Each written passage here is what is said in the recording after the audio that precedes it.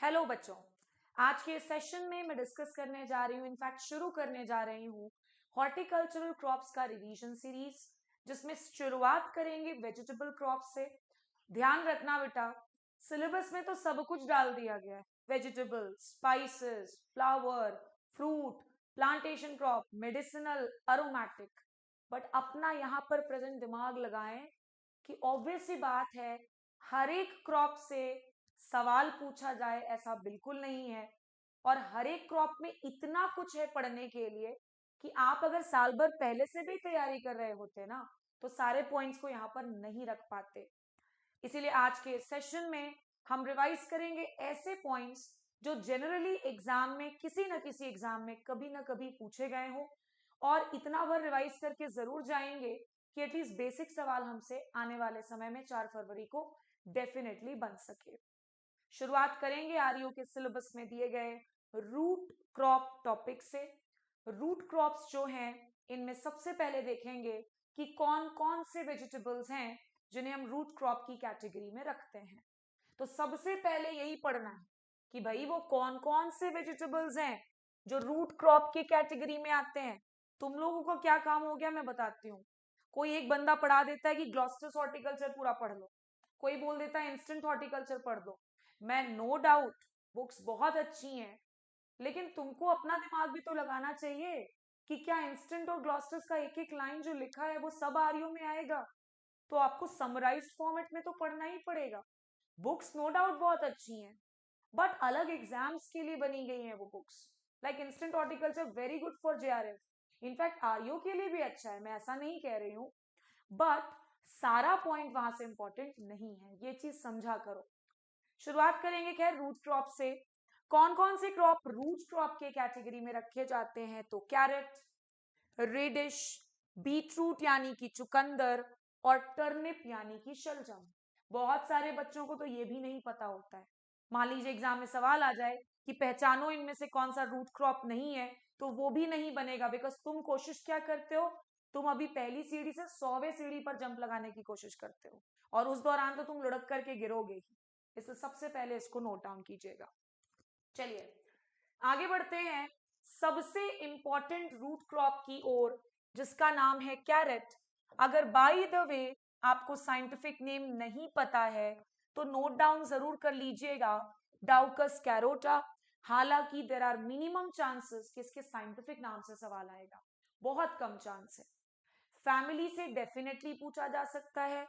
गाजर की फैमिली है बेटा एपीएसी, और एपीएसी को ही हम अम्बेली फेरी के नाम से भी जानते हैं। और किस नाम से जानते हैं? अम्बेली फेरी। साथ ही साथ क्यों ना यहीं पर रिवाइज कर लिया जाए कि एपीएसी फैमिली में हमारा प्यारा जीरा आता है, जीरा यानी कि क्यूमिन। इसके अलावा एपीएसी फैमिली में सौंफ भी आता है यानी कि फेनल। और एक सबसे इंपॉर्टेंट मसाला इसी फैमिली का सदस्य है जिसका नाम है कोरिएंडर यानी कि धनिया। ये होता है लास्ट मिनट में पढ़ने का तरीका। इतना कुछ जो भर भर के पढ़ लोगे ना, सब भूल जाओगे एग्जाम प्रेशर में। कम से कम मेन पॉइंट्स आपको याद होने चाहिए। नेक्स्ट टॉपिक पर आ जाते हैं, या नेक्स्ट पॉइंट पर आ जाते हैं, वो है कैरेट में प्रोटोएंड्री पाई जाती है। प्रोटोएंड्री यानी मेल फ्लावर अपने फीमेल फ्लावर से पहले मैच्योर हो जाएगा। और ध्यान रखना, चाहे प्रोटोएंड्री हो चाहे प्रोटोगाइनी हो, दोनों के दोनों क्रॉस पॉलिनेशन को प्रमोट करते हैं। ऐसा भी ब्रीडिंग का सवाल हो जाता है कि प्रोटोएंड्री किस चीज को प्रमोट करता है? क्रॉस पॉलिनेशन को।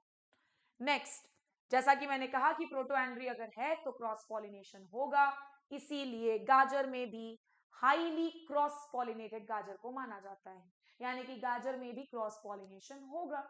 नेक्स्ट पॉइंट पर आते हैं, कांजी। कांजी जो है, सबसे पहले तो ध्यान रखना है कि ये गाजर से बनने वाला एक फर्मेंटेड बेवरेज है। बेवरेज मतलब पीने वाली चीज होती है, फर्मेंटेड बेवरेज। साथ ही साथ कांजी जो है, ये काले गाजर से बनने वाला ड्रिंक है। जी हाँ, ब्लैक कैरेट भी होता है, ब्लैक कैरेट भी होता है, लाल गाजर, ऑरेंज गाजर, इनफैक्ट पीले कलर की भी गाजर की वैरायटीज है। नेक्स्ट पॉइंट पर आ जाते हैं बेटा। साइंटिफिक नेम तो मैंने ऑलरेडी आप सभी के साथ डिस्कस कर दिया। तो अब हम आ जाते हैं गाजर की कुछ बेहद इंपॉर्टेंट वैरायटीज पर, जिसमें से पहली वैरायटी है पूसा केसर, सिर्फ दिमाग में रखिए। Next variety Pusa Meghali. पूसा मेघाली जो वैरायटी है, इसमें विटामिन ए की मात्रा सभी वैरायटीज में से सबसे ज्यादा होती है। पूसा केसर, पूसा मेघाली, पूसा केसर, पूसा मेघाली, दोनों गाजर की वैरायटीज है। केसर और मेघाली में से हाईएस्ट विटामिन ए किसमें है? पूसा मेघाली में है। नेक्स्ट वैरायटी पर आते हैं, पूसा यमदागिनी। पूसा यमदागिनी, पूसा केसर, पूसा इसके अलावा मेघाली, पूसा यमदागिनी। Next variety Pusa Rudhira. पूसा रुधिरा, और ध्यान से हमारी बात सुनेंगे। पूसा रुधिरा जो वैरायटी है, आप यहां देख रहे होंगे ब्रैकेट में मैंने एक पॉइंट लिखा है, self coloured core variety. Pusa Rudhira कैसी वैरायटी है? तो सेल्फ कलर्ड कोर वैरायटी। आप जो लाल वाला गाजर मार्केट से लेकर के आते हो ना गाजर का हलवा बनाने के लिए, आप उस गाजर को जब बीच से फाड़ोगे ना, तो आपको एक येलोइश कलर का कुछ हिस्सा दिखता है, और उसी को गाजर का कोर कहा जाता है। नॉर्मली गाजर के कोर का कलर मुख्य गाजर से अलग होता है। गाजर हमारा लाल है, लेकिन कोर का कलर क्रीमिश येलो होता है। लेकिन ये जो तुमने वैरायटी पढ़ी पूसा रुधिरा, ये सेल्फ कलर्ड कोर वैरायटी है, यानी इसके कोर का भी कलर मुख्य गाजर के ही जैसा होता है। इंपॉर्टेंट है, याद रख लेना। फिर से बोलेंगे, Pusa Kesar, Pusa Meghali, Pusa Yamdagini, Pusa Rudhira, self coloured core variety Pusa Rudhira है। नेक्स्ट हम आ जाते हैं, पूसा यमदागिनी के बारे में भी मैंने एक पॉइंट जोड़ दिया इधर कि ये भी कैसी वैरायटी है बेटा? Self coloured core variety. Pusa Yamdagini, Pusa Rudhira, दोनों के दोनों सेल्फ कलर्ड कोर वैरायटी हैं। जितनी बार मैं बोल रही हूं ना, उतनी बार में तुम्हें वो चीज याद हो जाएगी अगर तुम चाहोगे तो ध्यान से मेरी बातों को सुनते जाइएगा। नेक्स्ट, एक बहुत इंपॉर्टेंट पॉइंट है बेटा गाजर में, और वो है एक बड़ी फेमस वैरायटी पूसा असीता। पूसा असीता, मेरी बात ध्यान से सुनेंगे। पूसा असीता जो वैरायटी है, ये हमारे भारत से रिलीज्ड ब्लैक गाजर की पहली वैरायटी है। और क्योंकि ये हमारे भारत से रिलीज्ड वैरायटी है, वो भी ब्लैक कैरेट वैरायटी है, और पहली वैरायटी है ब्लैक कैरेट की जो हमारे भारत ने डेवलप किया, इसीलिए काफी इंपॉर्टेंट हो जाता है। उम्मीद करते हैं आप सभी लोगों को डेफिनेटली सेशन के एंड तक करीबन 5 से 6 वैरायटीज तो गाजर की याद हो ही जाएंगी। और ध्यान रखना बेटा, बड़े से बड़ा बच्चा भी ना, इनफैक्ट जो मास्टर्स और पीएचडी भी कर रहा होगा ना हॉर्टिकल्चर सब्जेक्ट से, हर बच्चे को हर क्रॉप की सारी वैरायटी कभी याद नहीं हो सकती। इसलिए मेरा तो मानना है, अगर 2 सवाल आते हैं वैरायटी से, दोनों बने तो भी अच्छा, नहीं भी बने तो भी अच्छा, कोई परेशानी नहीं है। 1-2 सवाल से कुछ नहीं होता है। हाँ, जहां कॉन्सेप्ट वाले सवाल हैं, अगर वो सबसे नहीं बन जाए और आपसे बन जाए, तो वो आपका रैंक डिसाइडिंग फैक्टर बिल्कुल बनता है। चलिए, तो उम्मीद करती हूं आपको मैंने जितने भी पॉइंट्स बोले क्लियर हो गया होगा। एक गाजर में बड़ा इंपॉर्टेंट डिसऑर्डर है, और वो है कैविटी स्पॉट।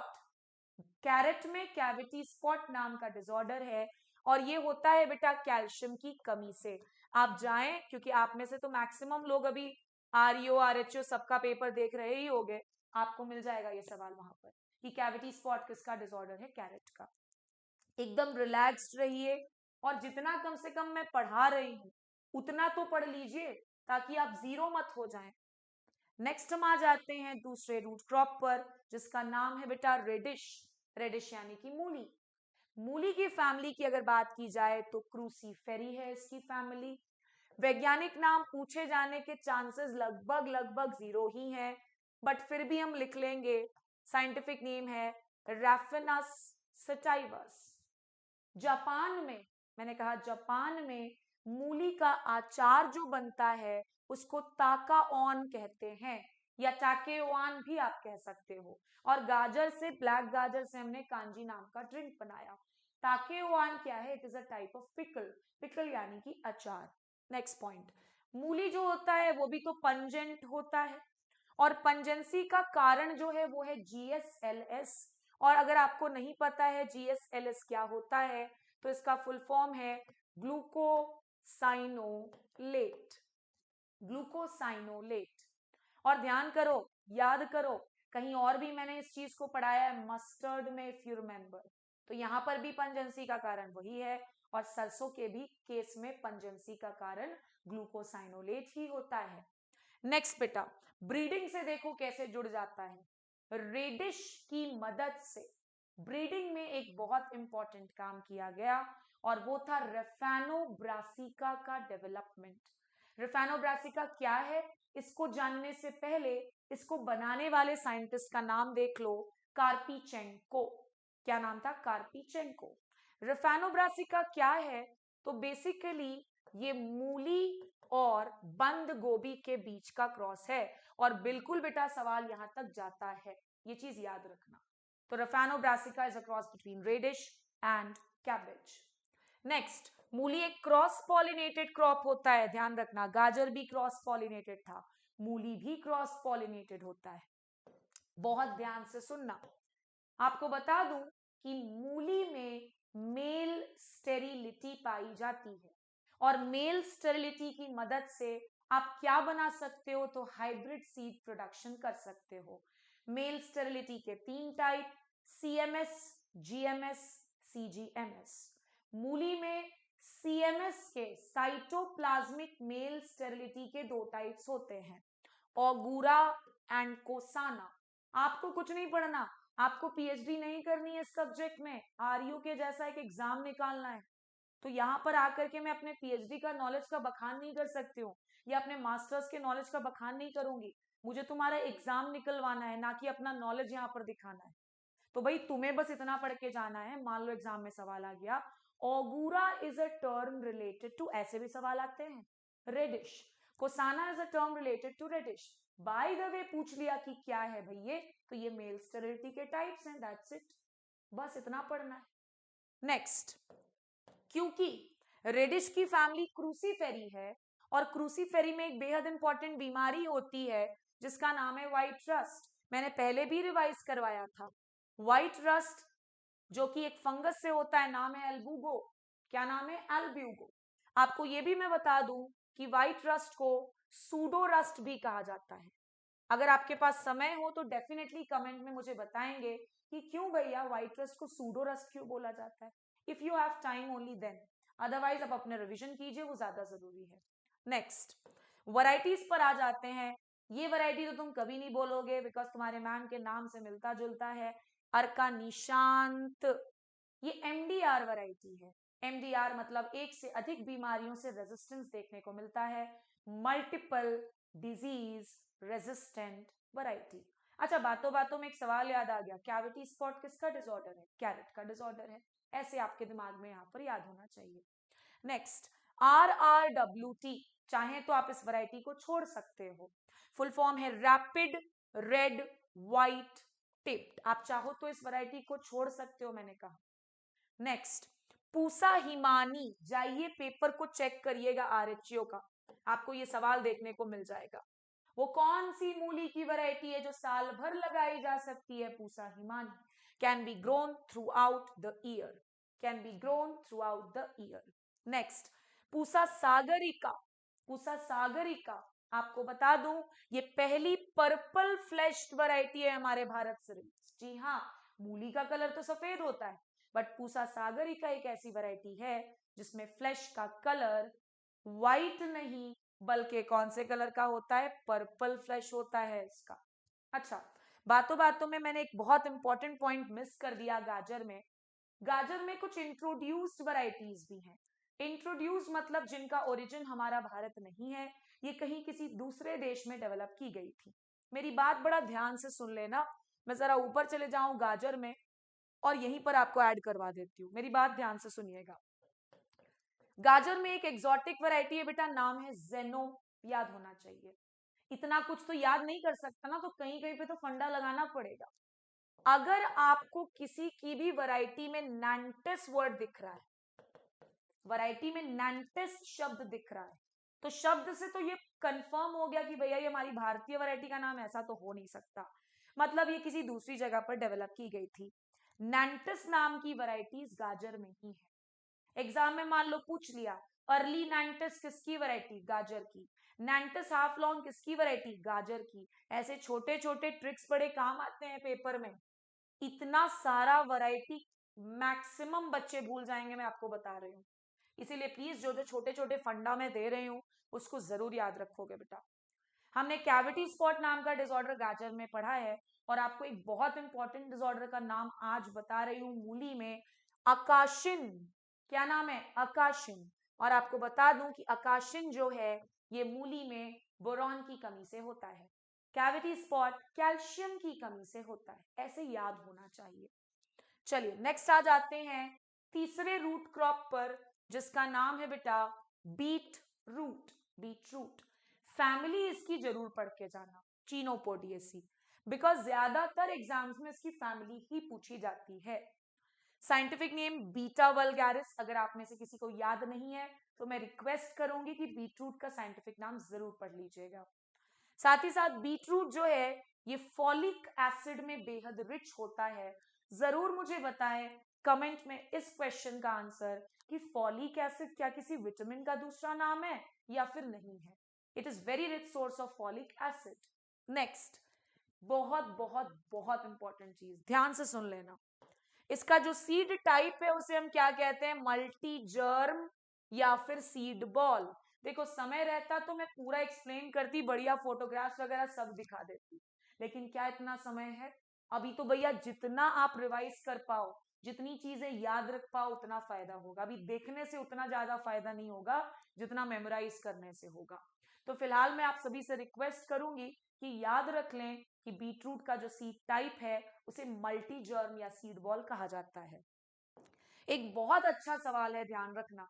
बीटरूट में विंड से पॉलिनेशन होता है और ये एनीमोफिलस क्रॉप हो जाता है, बिकॉज विंड पॉलिनेटेड को ही तो एनीमोफिलस बोलते हैं।